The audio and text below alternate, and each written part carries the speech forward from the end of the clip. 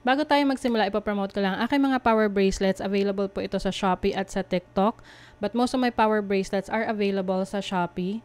So, lahat po yan ako yung gumagawa. Meron tayong mga protection bracelets. So, this is a combination of fire agate and lucky red string, which I have been using for more than 4 years na.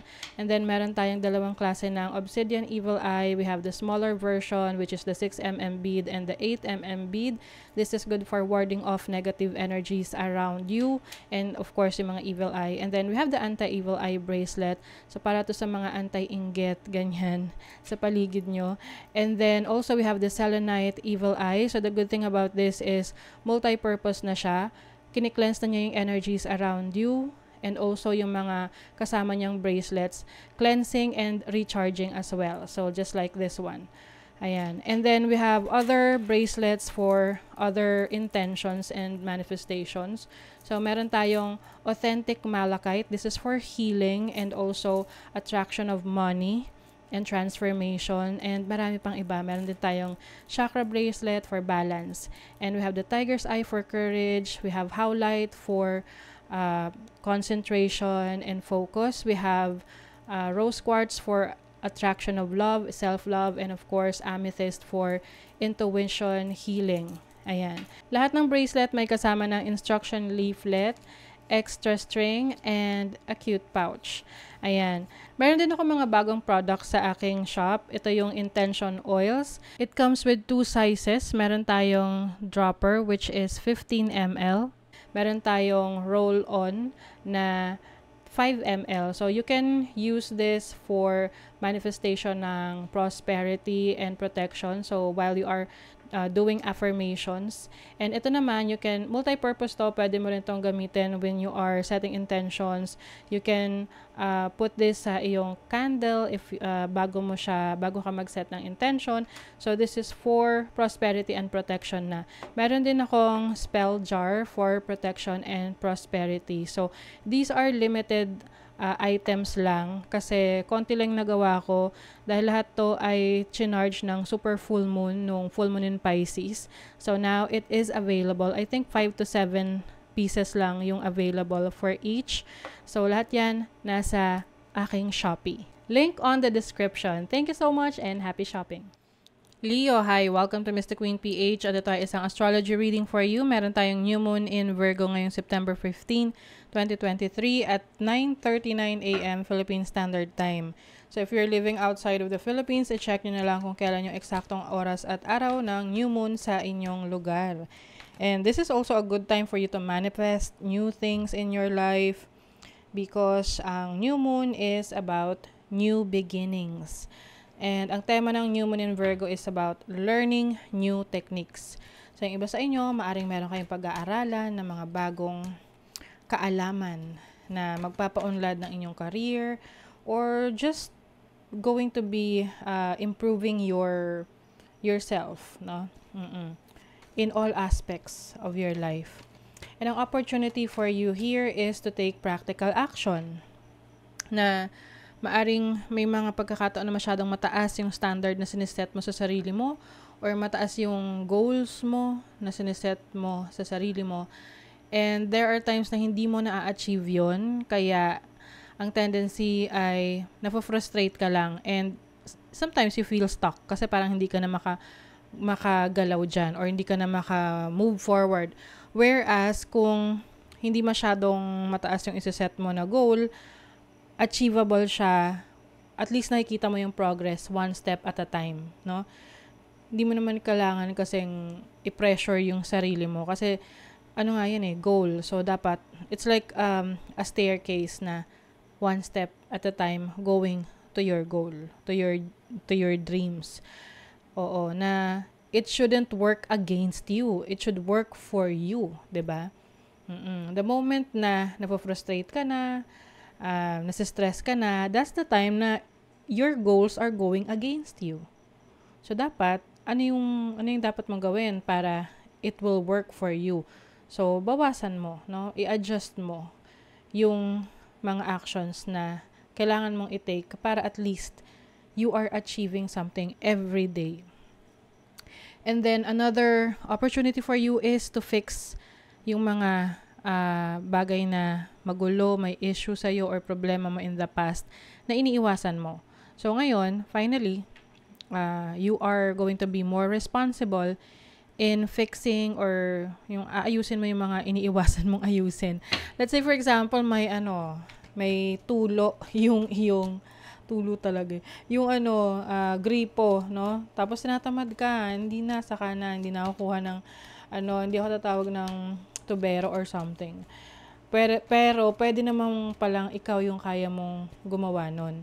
Hindi mo lang ni-research or talagang kung kailangan ng tubero, edi tumawag ka ng tubero. Pero yung iba sa inyo, hindi nyo ginagawa or dinidelay ninyo.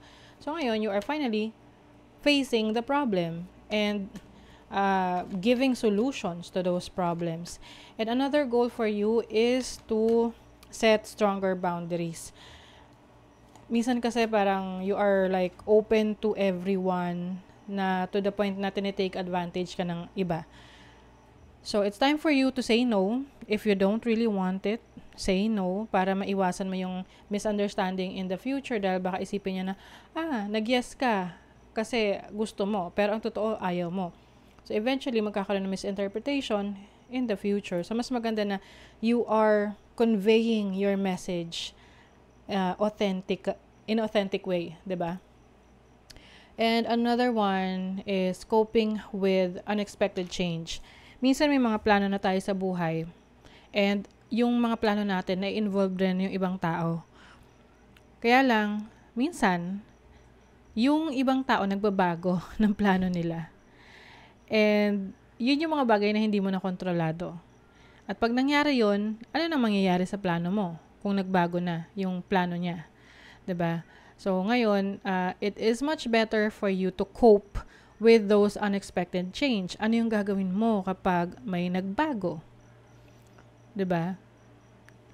Are you going to just walk away or you're going to face it and, gagawa ka ng solusyon or another way to make things work for you? 'Di ba?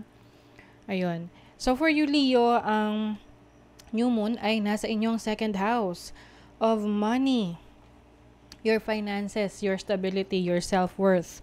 So, you are going to focus on creating stability sa buhay mo, sa finances mo. Maaring mas bibigyan mo rin ng attention yung sarili mo.